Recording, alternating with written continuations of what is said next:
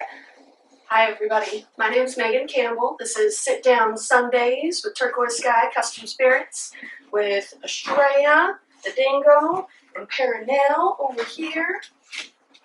So if they get a little feisty, don't mind me, okay? So I had this great plan today I was going to tell you about the lady who invented distilling, the lady who's credited with inventing distilling, but it was really busy. And then last night we stayed up till 3 watching a new TV show and some old movies, So instead, today I'm going to tell you about what alcohol really is, because a lot of people, they love drinking, but they don't really understand the process of how it's made. So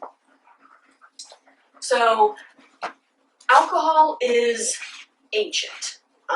It is produced on its own. So you have to have yeast to make alcohol.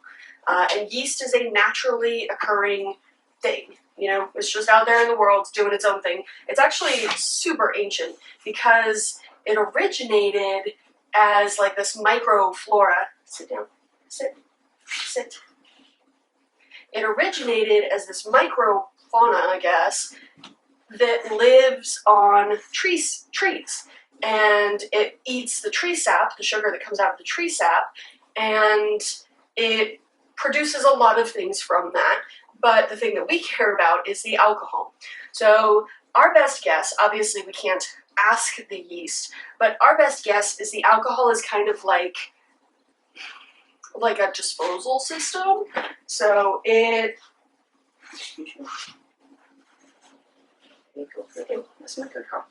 So the alcohol is like a disposal system. You know, the yeast would make it, and then it would package all of its like trash up into the alcohol, and then alcohol would evaporate, and then the yeast wouldn't have any of this trash anymore from its living processes. So do with that what you will. Would you stop it? Lay down. Lay down. Lay down. There you go. Good girl. Good girl. That's a good dingo. Yes, you're very cute and perfect too. You're my little baby. So that's how old alcohol is. Now, humans first discovered alcohol right around when we discovered like staying in one place. And most likely scenario is we put a bunch of honey into a thing of water. We were like, yes, this will help get the rest of the honey out. I'm so smart and brilliant. Well, if you put honey and water together for like 5 minutes and leave it alone, it will start to ferment. It just is like immediate fermentation. So then we were like, ooh, I'm into it. What's going on here? Is that better? Oh, I'm sorry, my little princess. I'm sorry, my little princess. Okay, so the yeast and the honey are doing their thing, and I got distracted, and now I'm not telling a good story because somebody's licking me. Somebody is a wild and crazy dingo. It's you. You're somebody. Okay, so what is alcohol? How is it? Okay, so how the yeast works, right? It eats sugar of any kind and it poops alcohol of any kind. Everything has to come from yeast. So the yeast is going to eat the sugar, and then what sugar it's eating determines what we call the final product. You know, so when the yeast is eating honey, we're going to call that mead. When the yeast is eating grapes, we're going to call that wine, because you know, when you're using the bathroom at home, you know when you had corn yesterday. you know when you had a lot of things. And so it's kind of the same thing with yeast. Like the flavor of the output depends on the input, because there's all this extra, they're called esters, and you're goofy. You're goofy baby. You look like an idiot.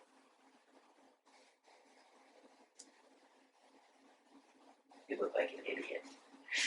Okay, so there's these esters that change the flavor of the alcohol, and that's based on what the initial input is. So for a long time, we were just fermenting, right? Like that's the technology we had is putting things in a bucket.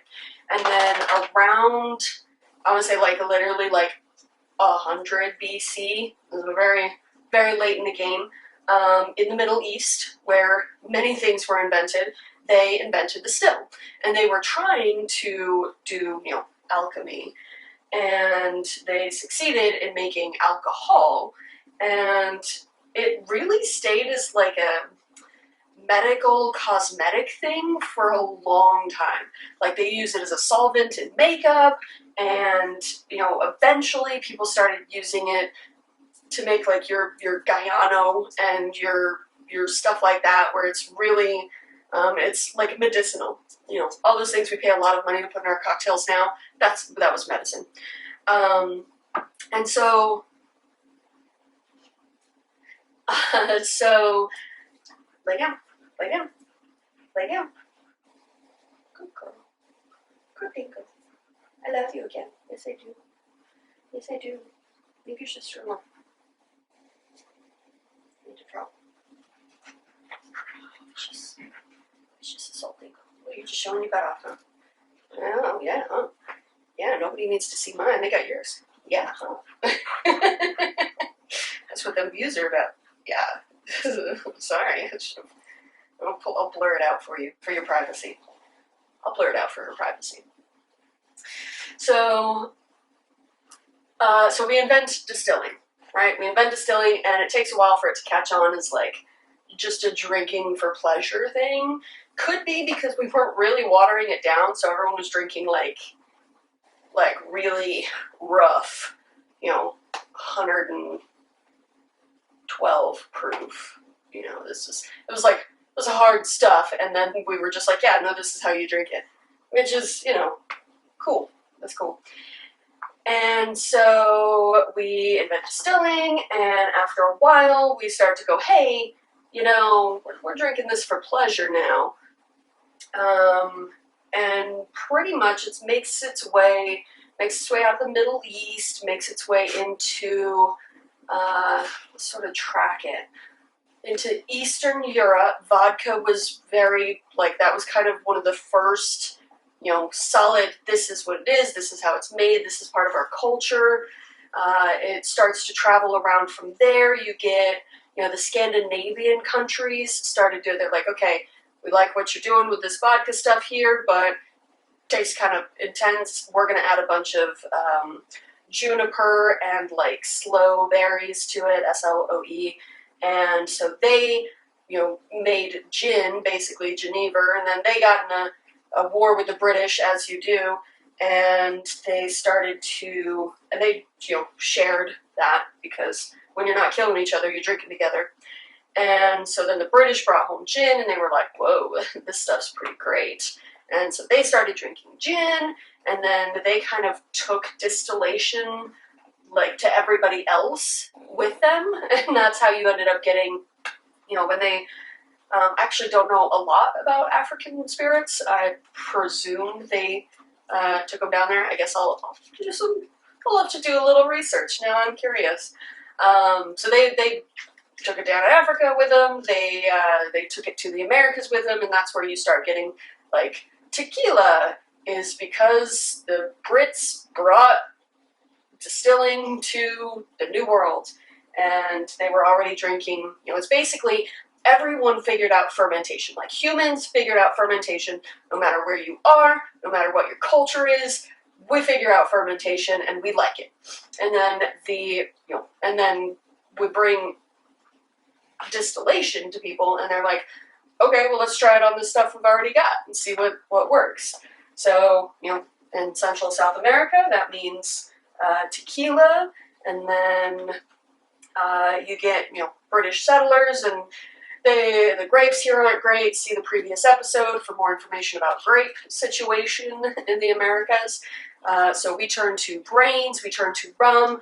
Sugarcane exploded, obviously, in Central and South America, and so there's a lot of sugar, and so there's a lot of rum, and it's kind of a problem.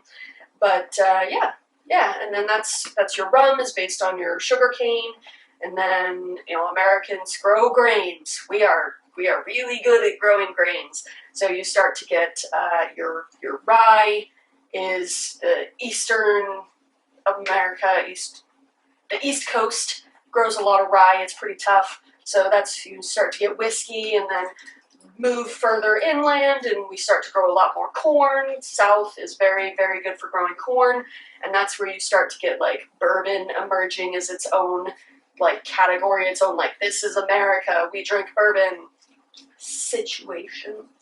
So yeah, that's what alcohol is. So the yeast eats sugar, it poops out alcohol. That's the fermentation process. And then you distill it, and that's your distillation process. And you have any notes for me, Parano? What is ethanol, Mom? So there's a lot of types of alcohol, and what we drink is ethanol. That's the like safe for human consumption, sort of. Compared to the other ones, which are very unsafe for human consumption, which is, your methanol is like the famous one. That's produced when the yeast eats wood sugar, basically. So when you see like, oh yeah, back in Prohibition, people were getting poisoned by bad alcohol. Basically what it was is they were trying to ferment wood, which you can do. You can ferment and distill from wood. You're just getting straight up poison. Like, that's it. It's, there's no safe amount of methanol. Like, the safe amount of methanol is the teeny tiny bit that only makes you go blind. Like, that's the safe amount. And the way this usually comes up, if you're not trying to make actual poison, you're just kind of dumb, is when you leave too much of the stems and the leaves and stuff in your mash. So if you're making wine, or if you're making grappa. So grappa has a really high methanol count just naturally in it because it's the second pressing, right? There's brandy from the first pressing. You take the good stuff, you distill it, that's brandy. And if you take that second batch where you're like, yeah, this is all the leftover shit, like, let's try that, make some more money out of it, that's grappa, which is safe to drink. But if you have a raging hangover, it's because it has very slightly more sticks and leaves and stuff in it. So that's ethanol, and there's a couple others that I just really don't think are worth listing. They come off before and after. They have like very slightly different evaporation points. So the reason that distilling works, I guess since we're here talking about it, the reason that distilling works is because ethanol has a lower boiling point than water. So you can basically bring the temperature of your still,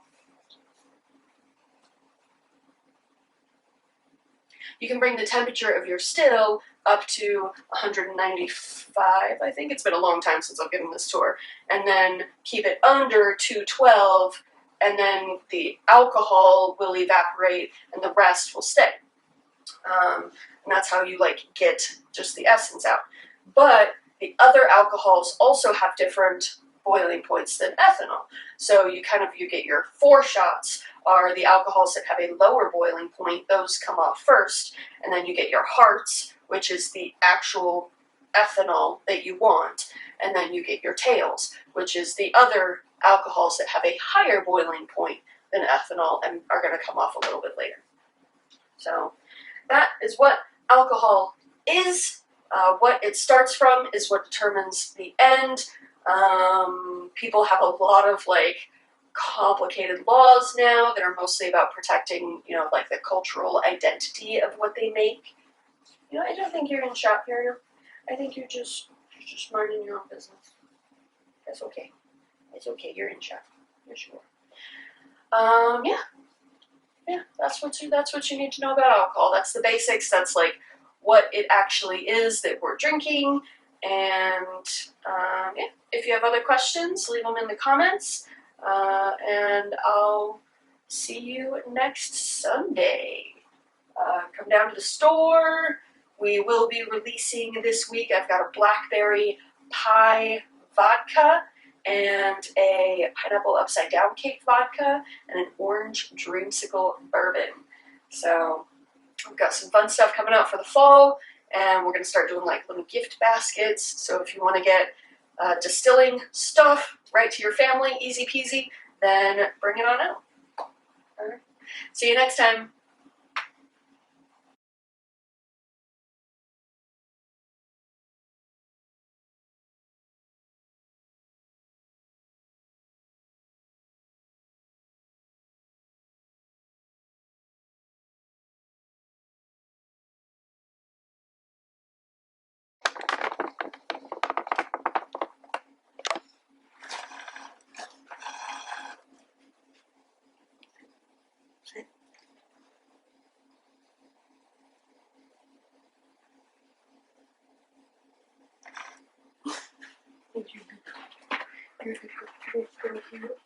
Oh, we're still hanging out with my little girl.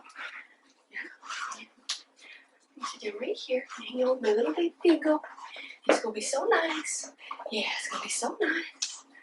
Here I am, hanging with my Bingo.